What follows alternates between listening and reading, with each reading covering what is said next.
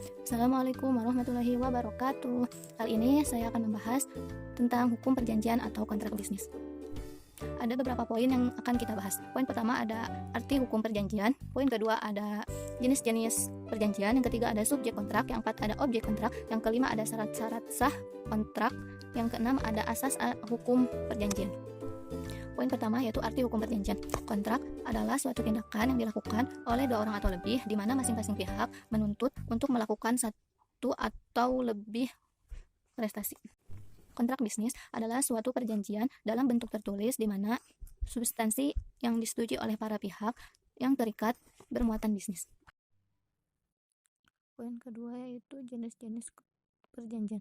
Yang pertama ada kontrak timbal balik, kedua kontrak cuma-cuma, dan kontrak atas beban. Yang ketiga ada kontrak bernama dan kontrak tidak bernama. Keempat ada kontrak campuran. Yang kelima ada kontrak obligator. Yang keenam ada kontrak kebendaan. Yang ketujuh ada kontrak konsensual dan kontrak real. Yang kedelapan ada kontrak atau perjanjian yang istimewa sifatnya. Poin ketiga yaitu subjek kontrak adalah orang atau pihak yang dapat bertindak membuat kontrak atau perjanjian. Subjek hukum setiap pihak yang menjadi pendukung hak dan kewajiban dalam melakukan hubungan hukum. Berdasarkan ilmu hukum, ada dua pihak yang bertindak sebagai subjek hukum. Pertama, manusia sebagai naturalized person, yakni subjek hukum alamiah dan bukan hasil kreasi manusia, tetapi ada kodrat. Yang kedua, badan hukum sebagai res person, yaitu subjek hukum yang menghasilkan kreasi hukum seperti perseroan terbatas atau PT, yayasan, dan koperasi. Poin keempat yaitu objek kontrak. Yang menjadi objek dalam perjanjian kontrak ialah prestasi atau pokok perjanjian. Prestasi adalah apa yang menjadikan kewajiban debitur dan apa yang menjadi hak kreditur, di mana prestasi ini terdiri dari perbuatan positif dan negatif. Yang menurut pasal 1234 KUHP Perdata ialah pertama memberikan sesuatu, kedua berbuat sesuatu, dan ketiga tidak berbuat sesuatu. Prestasi itu harus dapat ditentukan, dibolehkan, dimungkinkan, dan dapat dinilai dengan uang. Poin yang kelima yaitu syarat sahnya perjanjian. Ada 4 kategori. Pertama ada kesepakatan. Kesepakatan adalah hubungan para pihak yang berkomitmen tentang suatu hal kemudian dituangkan di dalam perjanjian dan diberikan persetujuannya. Kedua, cakapan. Pasal 1329 KUHP Perdata menyatakan bahwa setiap orang adalah cakap untuk membuat perjanjian kecuali apabila menurut undang-undang dinyatakan tidak cakap. Kemudian pasal 1330 menyatakan bahwa ada beberapa orang yang tidak cakap untuk membuat perjanjian, yakni pertama orang yang belum dewasa atau di bawah 21 tahun kecuali yang ditentukan. Kedua, mereka yang ditaruh di bawah pengampunan. Ketiga, perempuan yang sudah menikah.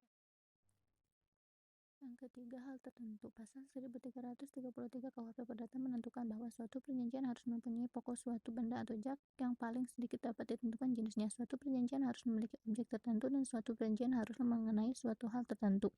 Berarti bahwa apa yang diperjanjikan yakni hak dan kewajiban kedua belah pihak. Yang keempat, sebab yang halal. Syarat keempat yaitu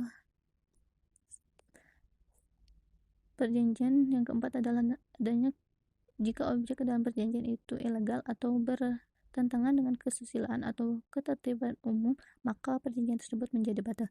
Sebagainya, contohnya perjanjian untuk membunuh seseorang mempunyai objek tujuan yang ilegal, maka kontrak ini tidak sah.